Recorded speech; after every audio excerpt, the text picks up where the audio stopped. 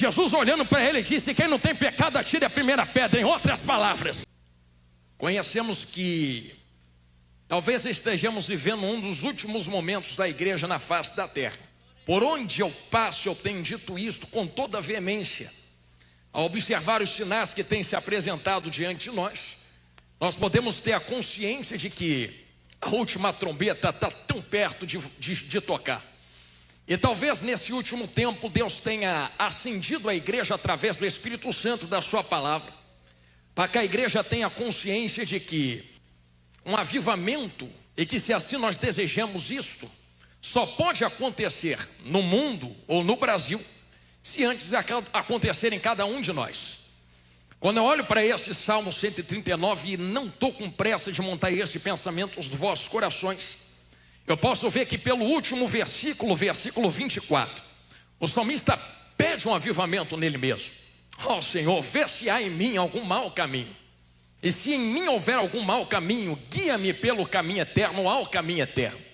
De fato, vocês podem ver um virar de chave, um virar de pensamento, um gatilho na mente do salmista. Senhor, se algo tem me levado à destruição, por favor, arranca-me deste caminho e guia-me pelo caminho da vida, da eternidade. Nem que para isso doa, nem que para isso o Senhor tenha que fazer aquilo que lhe apraz. Eu digo isso a vocês porque o salmista não está pedindo para mudar o caminho de uma nação, não está pedindo para mudar o caminho de uma igreja, de um povo, do mundo. Ele está falando dele mesmo, juventude. Existe um segredo dentro do porquê ele está pedindo mudar de mentalidade, de caminho a ele mesmo. Um avivamento não começa de fora para dentro. Eu sempre digo isso, sempre começa de dentro para fora. É por isso que antes de Deus fazer no mundo, Ele faz dentro da igreja. E antes de fazer na igreja, faz dentro de cada um de nós. Então primeiro é individual, para depois em um coletivo. E num coletivo para ser nacional. E se Deus quiser, de um nacional para um mundial. Então primeiro em mim, depois em nós. E depois de nós num estado, numa nação. E depois de uma nação num país inteiro. E depois deste país na terra inteira. Então se nós queremos que Deus faça algo e sacuda esse povo nesse último tempo chamado Brasil, antes devemos entender o que está dentro desse versículo. Senhor, Senhor, antes de tu mudar a terra lá fora, nós entendemos o que está escrito dentro da sua palavra. Senhor, faz primeiro em nós, purifica primeiro em nós, santifica primeiro em nós, levanta primeiro em nós, para depois o Senhor fazer neles. Isso aqui que eu estou falando a vocês não é da boca para fora. A própria Bíblia nos induz a falar: se o meu povo que se chama pelo meu nome, não é o Brasil, não é a terra, não é quem está lá fora, não é quem está na mão do diabo. Se o meu povo que está aqui dentro da Liderar Nordeste, que se chama pelo meu nome, se humilhar e orar e se converter dos seus maus caminhos, buscar a minha face, então eu, Senhor, ouvirei dos céus, e já que começou primeiro em vocês, perdoarei o seu pecado e depois eu saro a sua terra lá fora. Então sarar de terra lá fora tem a ver com o que Deus faz aqui dentro. E é por isso que nós nos reunimos aqui esta noite. Eu acabei de falar a vocês que nós estamos diante de um dos últimos momentos da igreja na face da terra. E é precedido por nós dentro da Bíblia, da palavra. E quem dera tu nunca mais esquecesse isso que eu vou falar agora. Que o anticristo há de se apresentar em carne. Só que antes de se apresentar em carne, ele já tem se apresentado em ideologias e pensamentos. É por isso que a palavra de Deus diz que anticristo não é apenas um que se apresenta em carne, mas existem vários anticristos, ou seja, pessoas que se fazem pequenos anticristos. E juventude, como é que alguém se faz um pequeno anticristo? É alguém que se coloca contra tudo aquilo que está dentro da palavra de Deus. Então nós percebemos que anticristo não é só alguém que se apresenta em carne. Pequenos anticristos são todos aqueles que se esvaziam disto e se enchem da mundanidade ou da ideologia mundana. Eu tenho um pensamento que eu compartilho muito com a juventude quando estou ensinando eles lá na igreja. Eu compartilho com vocês aqui agora. É como se nós fôssemos uma esponja.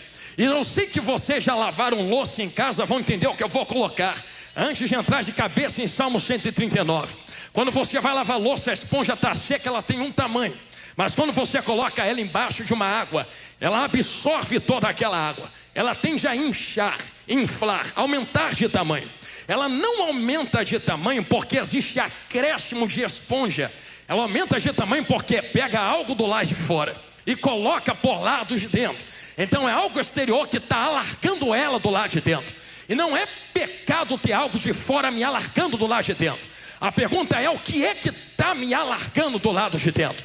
Porque se eu pensar que essa água que me alarga é uma água suja do mundo, então vou começar a perceber que cada ideologia e pensamento do anticristo que tem germinado na geração atual e com o advento da internet tem se multiplicado de maneira tão forte e poderosa, se cultivado no coração da geração atual.